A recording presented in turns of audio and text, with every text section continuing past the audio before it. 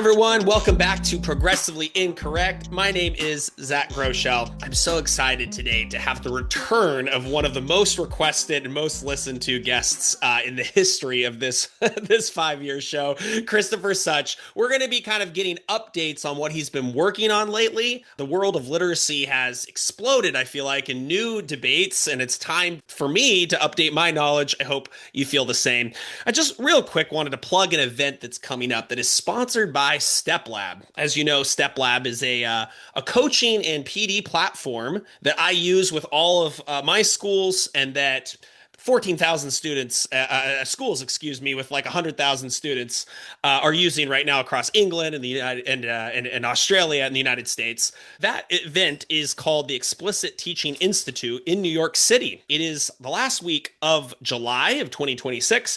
I'd love for you to come. I'm leading the thing for a week of explicit instruction training for teachers and for principals, and we're going to be using a lot of the video content from StepLab. It's just a really great opportunity to get to the greatest city in the world, New York City. With that being said, let's get into our conversation with my guest. Chris, how are you doing today?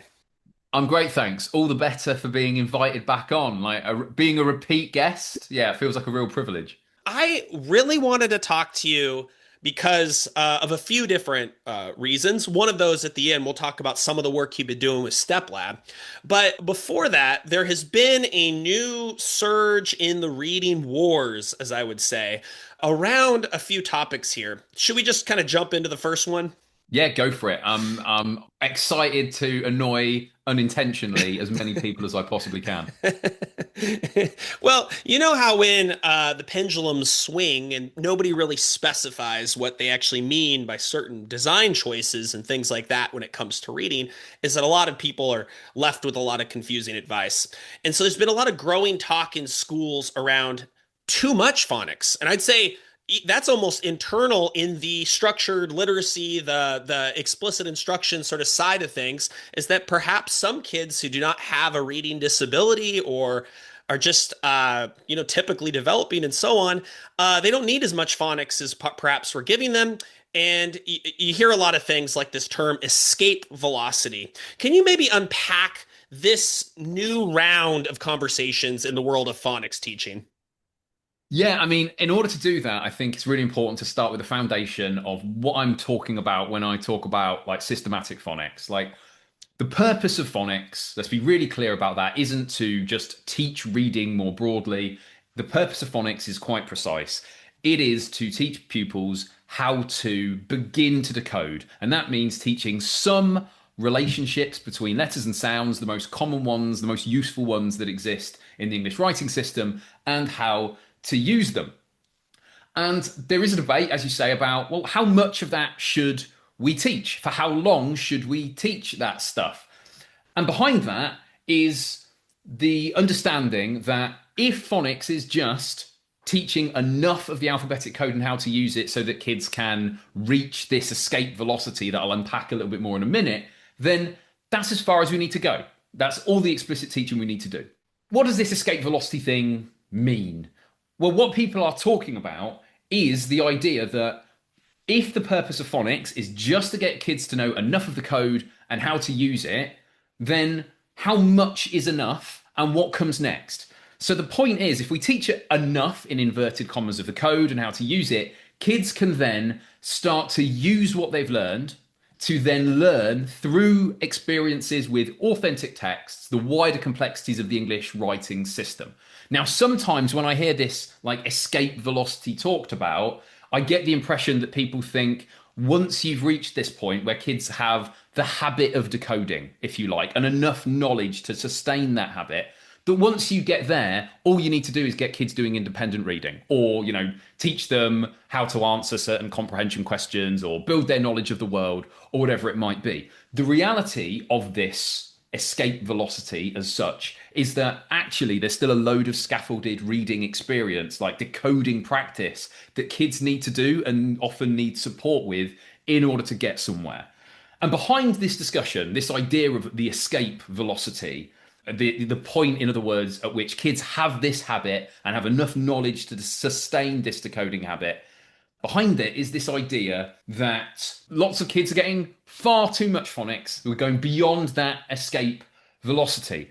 Now, when I hear about what's happening in certain American schools, I have some sympathy with that idea. I've spoken to educators who say that kids are getting maybe 3 years of systematic phonics instruction of 45 minutes a day. And when I compare that to the English education system, I find that, kind of interesting and I see the argument that perhaps too much explicit teaching of phonics is potentially happening. However, if you'll forgive me, there's a bit of nuance behind this that I have to dive into to really explain it properly. So in the English education system, what you find is that the average school is teaching about 30 minutes of phonics per day. And then most kids, by the end of the second year of phonics instruction, so that's about 200 hours of teaching altogether, about 80 to 90% of kids at this stage, they've reached what you might describe as this escape velocity. The habit of decoding is there. They know enough of the alphabetic code for them to be able to take a sensible decoding attempt at most words, the vast majority of words they face, etc. And with that in mind, when I hear the idea that kids are learning more and more phonics than that in some American settings, then I start to have some sympathy. Where there is some nuance in this argument is that there are reasons why you might continue to teach what's sometimes thought of as phonics, including the teaching of morphology. Sometimes this is wrapped up with what people are thinking about when they're thinking about the teaching of phonics. There are reasons why you might continue to teach that long after escape velocity. You might be teaching that as part of explicit teaching of spelling. But the key thing is, once kids have reached this, in inverted commas, escape velocity, that's the point at which you can unapologetically be putting lots of wonderful, meaningful texts in front of them and asking them to decode them with your support. And so if you are doing that, and kids are getting these experiences with texts, but you're still doing some systematic, what's thought of at least as systematic phonics teaching, it isn't necessarily problematic. What's problematic is how long are you delaying this point before kids are getting into meaningful texts?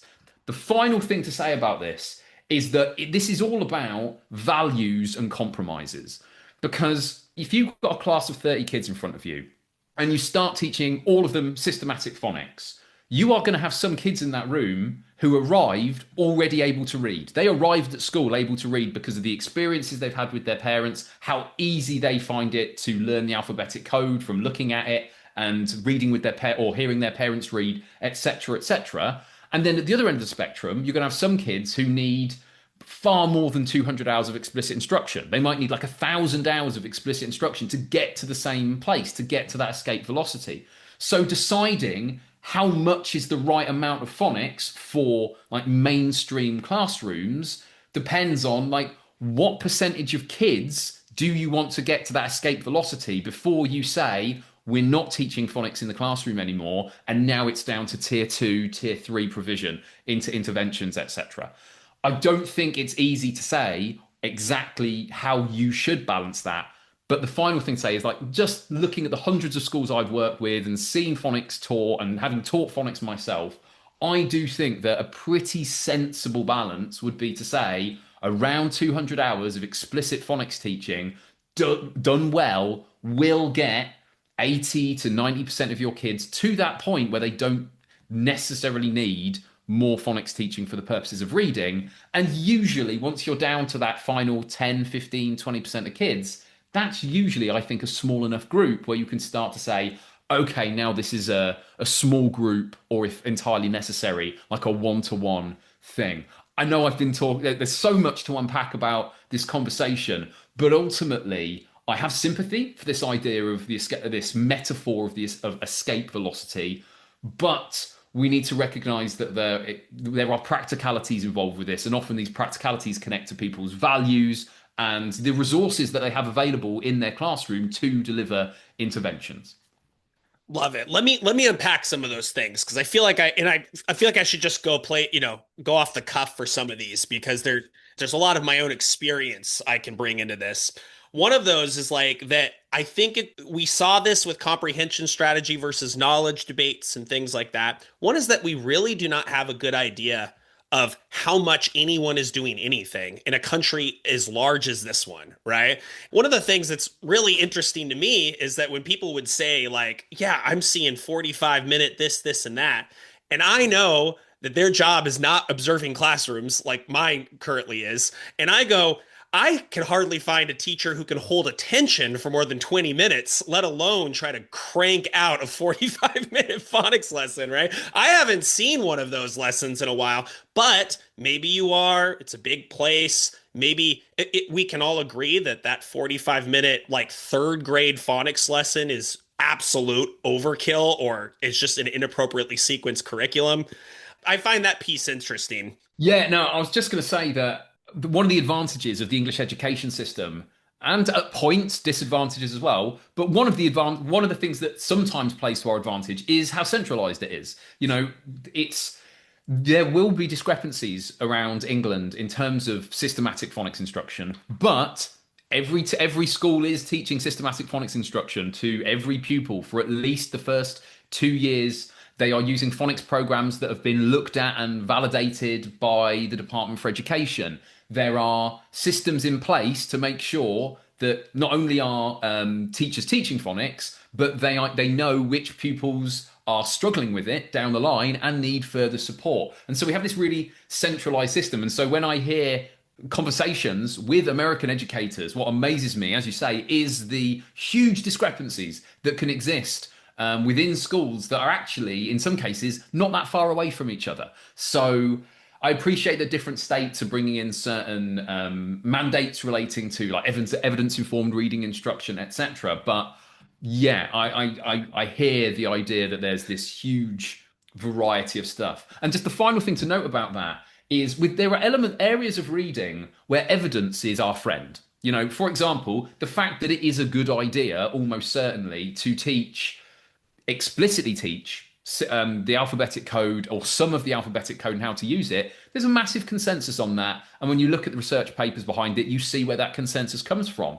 But in terms of how much of the alphabetic code should we teach and for how long, essentially there's nothing. Essentially, you'll see almost nothing that compares programs. Like the closest that exists is research from Solity et al. That looks into different scopes and sequences for phonics instruction and basically says like, if you teach this much, then this percentage of words that exist in kids' books will be transparent to kids. If you teach this much, then a higher percentage, etc. And they basically suggest that, understandably, there's diminishing returns because you're teaching the most useful stuff at first, and the more grapheme phoneme correspondences you teach, the more you're getting into ones that are a bit more niche, and the less commonly you'll see them in words. But beyond that, and even that would take a huge amount of interpretation to start saying, this means I do X, Y, and Z. Beyond that, we're given almost no guidance from research about how much of the code we should teach, how long we should teach it for. And even if research did start to look at that for your average pupil or your average class, there's still a whole variety of pupils with different levels of prior knowledge, different initial capabilities to take into account. And so you can't even then assume, if research does look into this with mainstream classrooms, that it will apply to the class of kids you've got in front of you. So yeah, it's not an area where evidence is our friend at this point. And you mentioned the word escape velocity can imply for some people that it's binary. Like basically like once you've hit it, blast off, baby, right? Let's go into some texts and let's stop. But we know that the English language with prefixes and suffixes and Latin roots and all this morphological instruction, we know that some level of word work or word recognition instruction goes on often into the middle years, even where we study for our SAT tests or whatever. Understanding how the language works is to a great benefit to high school students. And so like this idea that like all of a sudden a switch is flipped and you just stop dealing with words in very small sort of mini lessons, you just kind of only get into text. That sounds off to me. And you kind of touched on that a little bit. Yeah, and there's two parts to that. I mean, we often talk about phonics and we end up ignoring the fact that phonics isn't just systematic phonics. Like if I'm working with a 13-year-old and they said to me, "How do I spell light? How do I spell light as in light bulb?" Well, I'm going to make explicit the fact that the I sound of that word is spelled IGH. And in doing so, that's phonics. I'm making it clear that, part of our writing system involves these relationships between letters and sounds. And I'm teaching that for the purposes of reading and spelling. So that's phonics in some form. But as you say, there's also huge value in word study, not just for the not just for the learning around spelling, which is useful for writing, etc., but also for just understanding the meaning behind words. So if someone said to me, part of our the work that we do with 11-year-olds, 12-year-olds, 13-year-olds is intentionally teaching aspects of morphology, and where necessary, we're making connections to grapheme phoneme correspondences. I wouldn't say, oh, well, that's very silly. There's no need to do that because, they've reached an escape velocity. It's like, no, there's still potential value to that. The other thing, if we really want to be like brutal towards this metaphor, because metaphors are always limited by definition. They always break apart at the edges. So I'm perhaps being a bit unfair to it because I do think it has use as a metaphor. One of the other possible issues with it is that escape velocity, as you suggest, as you say, suggests this idea that, you're out of the atmosphere and there's no longer any form of friction, because that's what we mean by an escape velocity. There's no longer any friction. You're just there and it doesn't require any more force to keep traveling in the same direction. But the problem with this, amongst other things, is that it's quite possible for kids to reach what you might think of as an escape velocity. It looks like they've got the habit of decoding. You've taught them enough code knowledge so that when they get to a word like wasp, even if they say wasp, they've decoded through the entire word and now got wasp and can take a sensible guess from it. Even if they've got to that stage, it might well be the case, and this does happen, that when this same kid starts to encounter more challenging text, that they start to go, oh, and like they fall back into the idea of, oh, I'm going to look at the first two set letters within this word and then take a guess based on the rest of it because it just looks quite complicated. In other words, kids can redevelop the counterproductive habit of partially decoding the word and then guessing the rest of it. It's almost as if you could escape from the atmosphere, but somehow through gravity be drawn back in enough. So it's not, in other words, escape velocity suggests a permanence that I don't think is always there for every pupil. And teachers need to be really vigilant to this idea of, like, when kids encounter an unfamiliar word, are they, as their first step, attempting to decode all the way through it and then using a sensible decoding attempt to then make sense of it alongside, at that point, potential understanding of meaning, context, etc. But are they, as I say, decoding through the entire word to begin with? And kids can fall out of that habit. So as I say, teachers need to be vigilant to that. And maybe this idea of escape velocity hides that nuance a little bit. Absolutely. I mentioned earlier how we don't really know what all teachers are doing in a system like this. Like there's just so much variance in terms of schools and programs.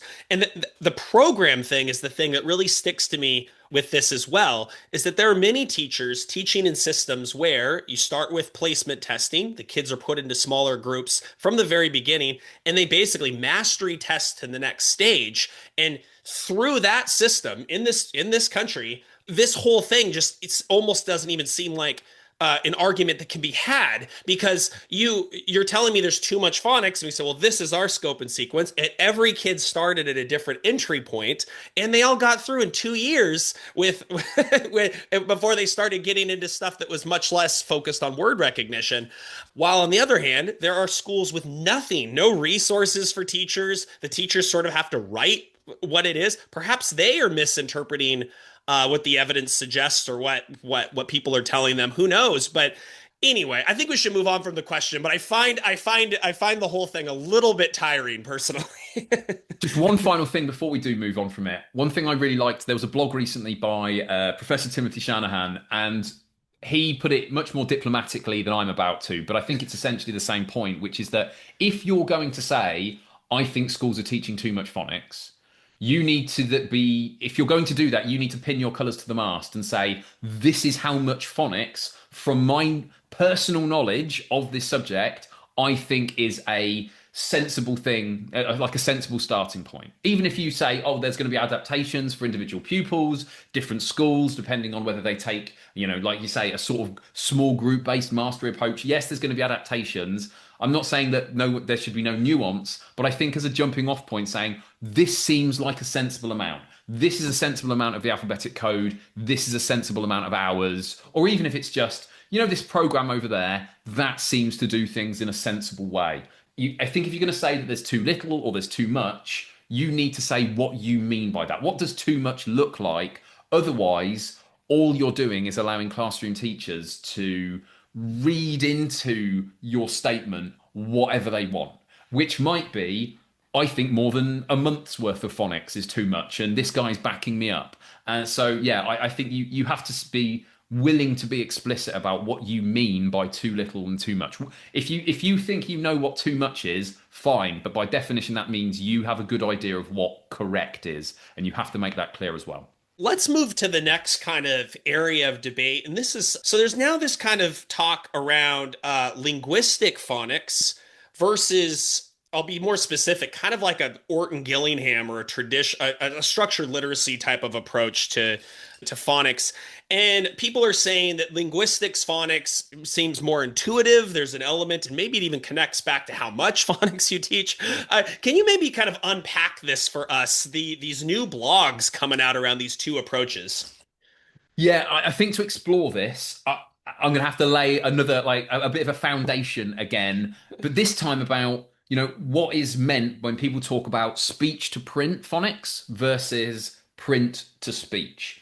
Now, there's a huge amount of misinformation around this subject, and as someone who has taught something that's defined as a speech to print program, that it was also defined as a linguistics phonics program, and has taught what might be described as a print to speech or traditional phonics program, I like to think I can unpack this to some extent.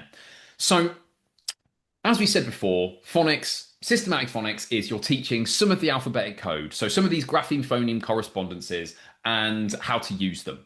Now, because a grapheme-phoneme correspondence has both, obviously, a grapheme and a phoneme, when you think about how you might go about sequencing your curriculum, there are, at two ends of the spectrum, two ways that you might organize it. You might say, I'm going to go purely print to speech. And what I mean by that is I'm going to start with print. I'm going to say, this is a grapheme. And once we get into the greater complexities of the English writing system, this is a grapheme, and these are the different sounds that this grapheme can spell. So, for example, the single letter grapheme, like the letter A, can spell a or a or and other variations. And so you could then go all the way through your curriculum on this basis. So this week we're looking at this grapheme and the different phoneme that it represents. Now, you might not do that at first for the sake of simplicity, but at some point you're going to have to talk about this multiplicity between graphemes and phonemes. One way to organize that at an extreme end of the spectrum is to say, this week or whatever, we're doing this grapheme and the different sounds, the different phonemes it spells. At the other end of the spectrum is the opposite of that, where you say, well, let's organize it instead on the basis of phonemes. So instead of going, this week we're looking at this grapheme, it might be, this week we're looking at this phoneme, the sound A, and the different graphemes that spell it, which might be A, I, A, Y, A on its own, A, sometimes described as a split digraph, A, E, or, E as a phonological marker, it's sometimes described as well. And at each end of the spectrum, those are different ways of organizing your curriculum. So speech to print, print to speech. But as I'm going to make clear in a moment, those are extremes. Those are extremes where you're all the way through organizing on the basis of letters first or on the basis of phonemes first. We then get to linguistic phonics versus traditional phonics. Now, broadly speaking, traditional phonics or Orton Gillingham would be what you'd call print to speech. Generally speaking, the way that the curriculum is organized, starts with the graphemes, and then later on, when you might get into the different ways that you spell those graphemes. Whereas linguistic phonics is generally, not always and entirely so, but generally has at least some bits of speech to print.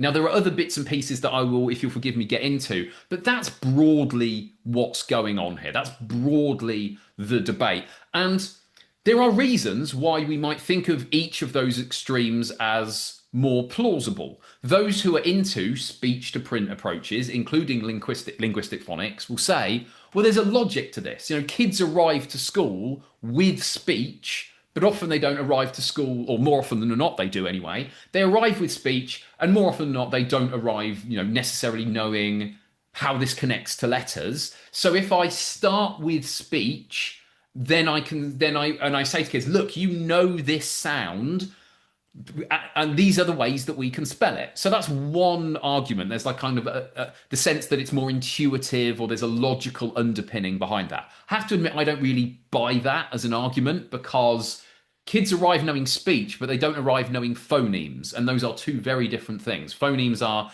like abstract categories that we apply to different speech sounds. On the reverse side of that, you've got, your traditional phonics types, your, if you like, print to speech. And an argument for that might be that, well, when kids are actually dealing with a word like wasp, say, and they get to that letter A, what is it that we want them to do? Well, when they see the letter A, that letter, that grapheme, I want them to then think about the different phonemes that can represent. So that structure of the curriculum, where I start with the grapheme and then think of the different phonemes, might be more useful for actually decoding words. But you can also see how speech to print approaches might be more focused on, might be more useful for spelling words. Ultimately, these are extremes. There are linguistic phonics programs, including ones that I've used, that do both. That will have moments where you say, like, this week we're looking at this grapheme and all the different sounds it makes, or sounds it represents. I should be very careful there. All the different sounds it represents.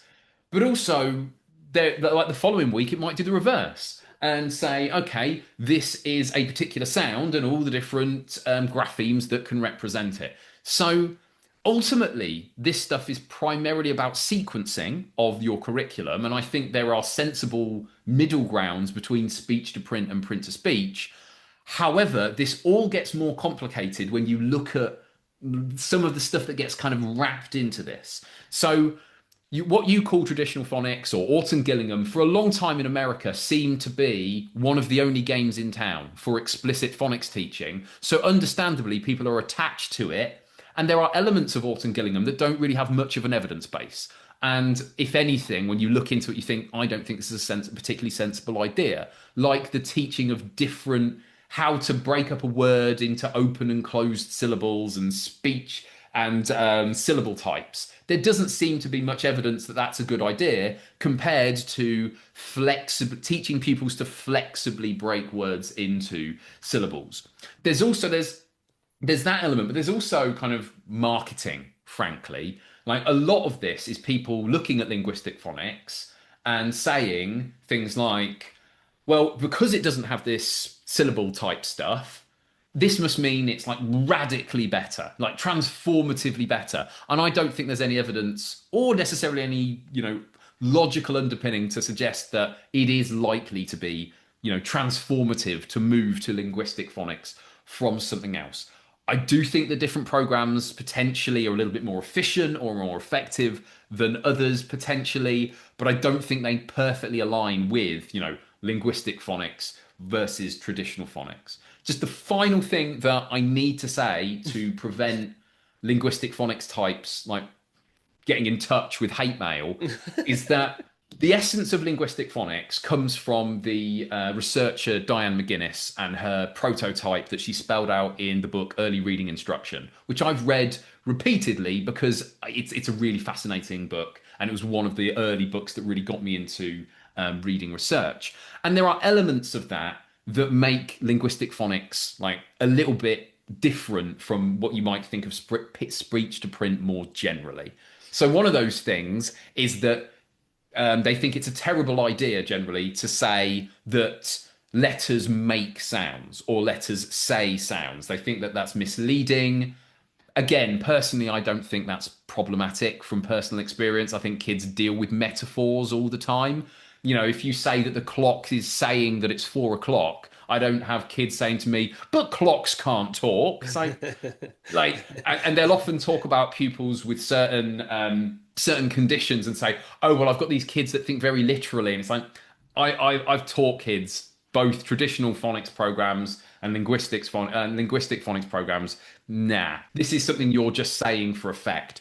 The other thing, and probably the most controversial bit of linguistic phonics, is the idea very often that you shouldn't teach the names of letters at the same time as you're teaching initial speech sounds. Again, there's no real research into this specifically. There's research that suggests there's like correlations that unsurprisingly suggest that kids who arrive at school already knowing the names of letters tend to learn to read more quickly, but we shouldn't be surprised by that because there's all sorts of other things that might be behind that.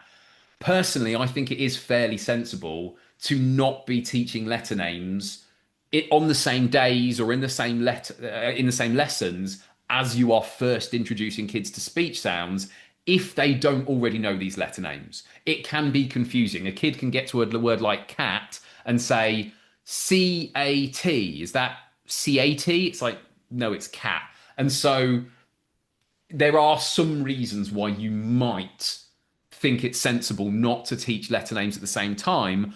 But in the real world, by the time most kids actually do start to learn phonics, the vast majority of your class already do know letter names from nursery or from home or from watching Sesame Street or whatever it might be. So I think often this is an argument, again, that comes down to marketing and trying to sell linguistic phonics programs as very special and very different and considerably more effective. Again, there's a huge amount of information there. Feel free to unpack it and ask me any questions if there's stuff that I've not made clear. What you're sort of making me think about is just that, like, when you design a program, and let's get the commercial interest out of the way, because this is sort of underneath all of this are people that have their preferred program that they maybe work for them, or they've used it in the past and they don't see, they just saw it was really effective and they're just kind of positive about it. Underneath all this is just like you can run a different analysis. Like I'm thinking of a paper. I'll link it in the show notes if I remember. A paper that was explaining when Engelman redid the analysis of reading mastery, and because folks didn't like the funny letters, so he redid and created a new program without the funny letters.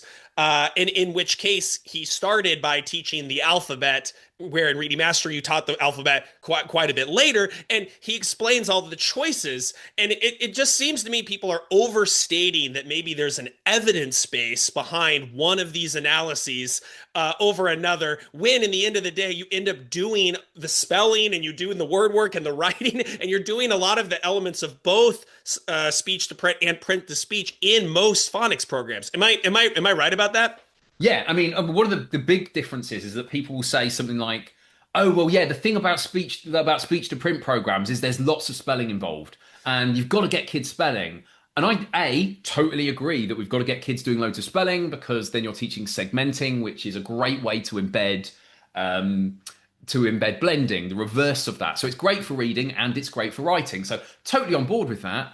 But I'm from a country where there's a whole ton of programs that wouldn't define themselves as speech to print, and all of them, by definition, because the government demands it, have a ton of spelling in them. So often what happens here is people point to stuff and say, this is really useful, and I agree, and then they suggest or imply that this only exists in this version of phonics. And I can often say, well, that's not true. Here's another program that would define itself as print to speech that still has a load of spelling or whatever individual thing it might be. More importantly than that, though, having seen quite a few different phonics programs, the big differences are, for me at least, much less about like scope and sequence organization and the minutiae around that.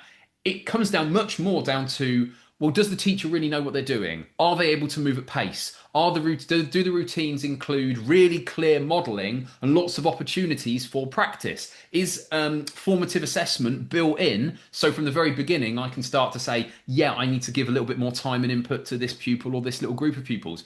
That stuff, for me, matters far more than any form of like the way that it's organised. Or to put it more bluntly, like the linguistic phonics program that I'm most familiar with is Sounds Right. I would happily teach that. I would happily teach that to a class of kids, to an individual, to a group of kids. I've never taught UFly, which by the looks from what I've seen of the manual, looks a lot like a traditional, if you like, print to speech program. I'd happily teach. I've looked at that. I'd happily teach that all day to a group, to an individual, to a group of kids, or to a whole class of kids. And so when people get really riled up about like the sides of this debate, yes, there are maybe inefficient practices to pick apart, like the teaching of syllable types, which I don't think is particularly useful. But the much bigger fish to fry come down to like the efficiency of instruction. And in the case of something like that linguistic phonics program I was talking about a moment ago, and UFly, they both look pretty efficient to me. I'd be perfectly happy to teach either of them. And I'd gamble that they'll both do fairly well compared to programs that are, to my mind, less efficient, but from the opposite category. Absolutely. And that kind of transitions us to the last bit of this show, which was to go into storytelling mode. Step Lab was looking for the most sensible and practical literacy consultant they could find in the whole of the world, and they came to you to sort of design some resources and action steps for coaches and principals and so on. You've been working with them to help that aspect out, which you just mentioned. Like often enough, the delivery and the pacing and the fact that you're teaching kids to repeat until firm and actually master it within a lesson, and you go back and you make sure you delay test kids and all that stuff matters so much. As you've been working on kind of action steps for teachers, yeah, what have you been working on, and what comes to mind? So the first thing to say about that is you mentioned that they approached, the most sensible, etc. I can't guarantee that I wasn't like number 25 on the list and everyone else had better things to do, but I will take the compliment regardless. So in essence, I've spent the last few years working with primary schools, but also working with secondary schools in a lot of circumstances as well, talking about, well, what does post phonics reading instruction look like? Because we've been talking almost entirely about phonics in this podcast, and yet a lot of the problems that exist are about what comes next, what follows that. There are lots of schools that teach phonics really well, but you don't see that translate into really good outcomes in terms of comprehension and, dare I say, even like volitional reading for a whole variety of reasons. And so a lot of what I've been doing over the last few years is working with schools to say, well, what can we do? What does the next steps that follow phonics that might start from like age 6 but continue up to like age 16 and beyond, like what does that look like? And a big part of that, and this will be me very briefly repeating something I said in the last time I was on, is that ultimately I think it can be boiled down to three things. We need to ensure that pupils become fluent readers, and that means scaffolded decoding, scaffolded reading practice, and experiences of what it's like to be a fluent reader. Second thing is we need to make sure we're building pupils' understanding of written language and the wider world through a breadth of pacey, meaningful, and very often, I like to think, enjoyable, invigorating experiences with texts. And the third thing we need to be doing is we need to be engaging pupils in deeper text discussions so that at times we can explicitly teach important aspects of the linguistic structures within writing, but also so that we can support pupils to develop their own identity as readers, recognize what they enjoy, recognize that there are subjective elements to reading, but also that there are strategic elements to reading. You need to take a certain degree of responsibility to deal with tricky texts. And so these three things form the basis of the core of a book I wrote called Primary Reading Simplified, I've used it with primary schools, I've spoken to a lot of secondary schools, and ultimately these three things form the basis of three goals within StepLab. So, three things that you might want to do as a reading teacher. You might want to develop your pupils' reading fluency. You might want to be providing a pacey, meaningful reading experience. Or you might be wanting to dive into like a more analytical discussion of text. And where do we begin with that? How do we do it? Well, what we've been doing with Step Lab is taking those goals and dividing them up into a set of steps that teachers can work on one at a time. And within those steps, there are really clear success criteria. Like, if you're going to do this well, these are the things you need to do. And crucially, I was videoed, as were others, another teacher, and the videos that we've made are part of that, are part of those steps. So it isn't just a case of, I advocate doing this. There's a little bit of me putting my money where my mouth is and saying, and this is what it looks like. A big part of that, I think, is demystifying it. The last thing I want, and this might sound counterintuitive, the last thing I want is anyone to watch a video of me doing a bit of teaching and go, wow, that's incredibly impressive. How do I possibly do that? What I want, and what I imagine is the case, is people will see the steps within Step Lab and go, oh, is that all it is? I think I can do that. That's totally achievable. Very often the gap is around understanding it, what it is you need to do, putting it into like practicing a little bit of it. And obviously this is what Step Lab is really useful for in coaching, because you can work with your coach, you can identify what it is you're going to work on, you can practice it and then put it into practice in the classroom. But very often it is just a case of, oh, I didn't know that that would align with that goal.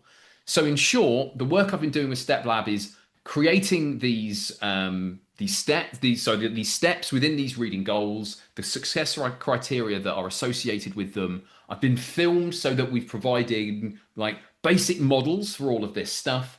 And also for each of these reading goals, so, developing fluency and providing a kind of reading with sustained momentum and getting into like an analytical exploration of text. For each of those three, I've also written a really kind of brief primer on not just the research, but also what the accumulated wisdom of the profession might suggest about those three goals and how we might go about achieving them.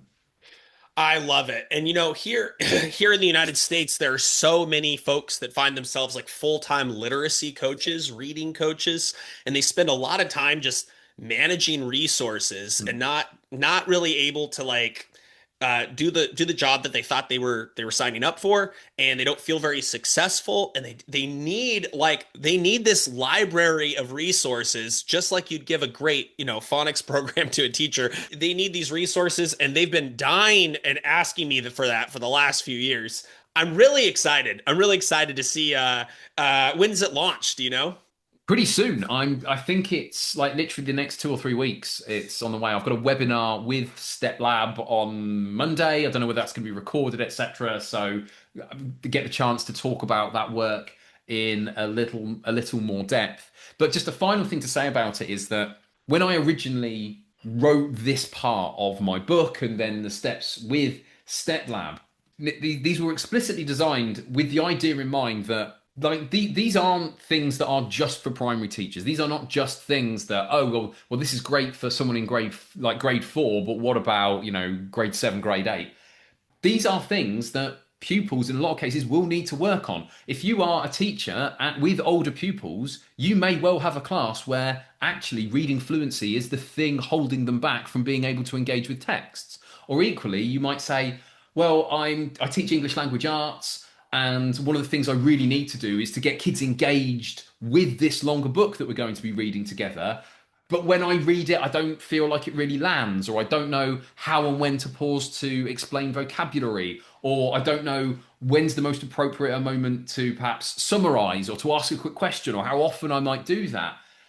This at least provides, I think, a really sensible jumping off point for anyone who is looking to advance the quality of the teaching of reading around these different things, and crucially connects it to a purpose. It's really easy to end up thinking, oh, how do I teach reading? Once you're beyond phonics, you really have to start to think about, well, what am I trying to achieve here? Is the goal developing fluency? Is the goal, a pacey, meaningful reading experience? Is the goal explicitly talking about aspects of language? Because then once you've got that goal in mind, you can work out what applies to you, what applies to your class. And yeah, ultimately, I hope that that's what Step Lab's going to be helpful with. Awesome. Chris, you are invited to come back on anytime. Really, I just would love to have like these ongoing sort of like talks about what you're learning and reading. Folks, thank you so much for tuning in to Progressively Incorrect. Please give it a 5-star and, pass it around and such. I'll be sure to keep on churning out these episodes, about one a week. Chris, take care. Thanks, Zach. It was an absolute pleasure once again.